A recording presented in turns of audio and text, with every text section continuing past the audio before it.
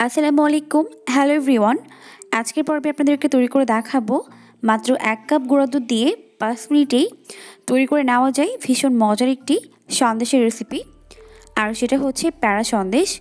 কোনো রকম ঝামেলা ছাড়াই মাত্র 5 মিনিটেই চটজলদি ঝটপট এই সন্দেশটিকে আপনারা তৈরি করতে পারবেন। আর একবার বানিয়ে অনেক দিন পর্যন্ত সংরক্ষণ করেও খেতে পারবেন।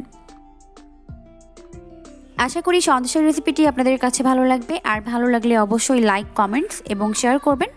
আর চ্যানেলটিকে সাবস্ক্রাইব করবেন। সন্দেশ তৈরির জন্য প্রথমে চুলায় একটি প্যান বসিয়ে দিয়েছি। আর এখন এর মধ্যে দিয়ে দিচ্ছি 1/4 কাপ চিনি। 1/4 কাপ মানে 1 কাপের 4 ভাগের 1 ভাগ। এখন চিনিটাকে আমি এইভাবে চারপাশে ছড়িয়ে দিচ্ছি।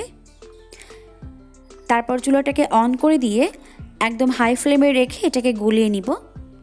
তবে এর মাঝে কোনো পানি অ্যাড করা যাবে না। তো একটা পর্যায়ে দেখা যাবে চিনিটি এরকম গলতে শুরু করেছে। তখন আমি একটি স্প্যাচুলা দিয়ে এইভাবে নেড়েচেড়ে দিব। এখন চুলার আঁচটিকে মিডিয়াম করে দিব। তারপর এটাকে ততক্ষণ জাল করব যতক্ষণ না পর্যন্ত এর মাঝে সুন্দর একটি কালার চলে আসে। তো যখন এরকম সুন্দর একটি কালার চলে আসবে তখন আমি এর মধ্যে অ্যাড করে দিব দুধ। আর এটাকে বেশি সময় ধরে জাল করা যাবে না, তাহলে কিন্তু এটা পুড়ে যাবে। আর পুড়ে গেলে কিন্তু সন্দেশ খেতে তিতা লাগবে। তো এখন আমি এর মধ্যে জাল করে নেওয়া 1/4 কাপ দুধ দিয়ে দিচ্ছি। তারপর ভালো মতো মিক্স করে নিচ্ছি। আর ভালো মতো মিক্স করে নেওয়া হয়ে গেলে এখন আমি এর মধ্যে আরও 1/4 কাপ দুধ দিয়ে দিচ্ছি। টোটালি 1/2 কাপ দুধ আমি এখানে অ্যাড করব। এবার আবারও মিশিয়ে নিচ্ছি। ভালো মতো মেশানো হয়ে গেলে এখন এর মধ্যে দিয়ে দিচ্ছি 1 চামচের মতো ঘি। তারপর আবারও মিক্স করে নিব। আর এখন এর মধ্যে ফ্লেভারের জন্য দিয়ে দিব 2টি এলাচ, একটু ফেটিয়ে দিয়ে দিব, তাহলে ফ্লেভারটি খুব ভালো মতো ছড়িয়ে যাবে।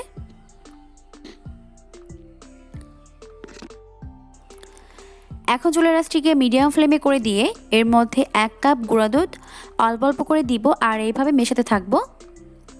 তবে চেষ্টা করবেন দুধটিকে একবারে না দিয়ে এইভাবে অল্প অল্প করে দিয়ে মিশিয়ে নেওয়ার জন্য। একবারে দিলে কিন্তু দুধটি দলা পেকে যেতে পারে, এই জন্য এইভাবে অল্প অল্প করে দিয়ে মিশিয়ে নিতে হবে। আর আপনি যে দুধটি ব্যবহার করবেন সেটা অবশ্যই ফুল ক্রিম মিল্ক পাউডার হতে হবে, অর্থাৎ ফুল ফ্যাটযুক্ত দুধ। ফুল ফ্যাটযুক্ত দুধ ছাড়া কিন্তু এই মিষ্টি পারফেক্ট হবে না। এখন বাকি দুধটা দিয়ে দিলাম। তারপর আবারও ভালো মতো মিক্স করে নিব।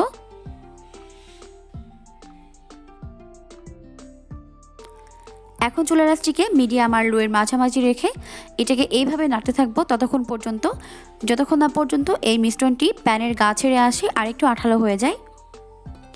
আর এইভাবে কিন্তু নাড়তে হবে, নাড়াচাড়া কিন্তু একেবারেই বন্ধ করা যাবে না, তাহলে কিন্তু নিচে লেগে যেতে পারে।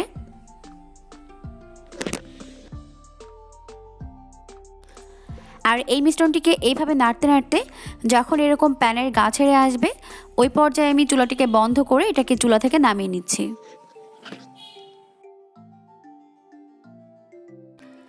এখন সন্দেশের মিশ্রণটিকে একটি বোলের মধ্যে ট্রান্সফার করে নিয়েছি আর হাতে অল্প একটু ঘি মেখে নিয়েছি।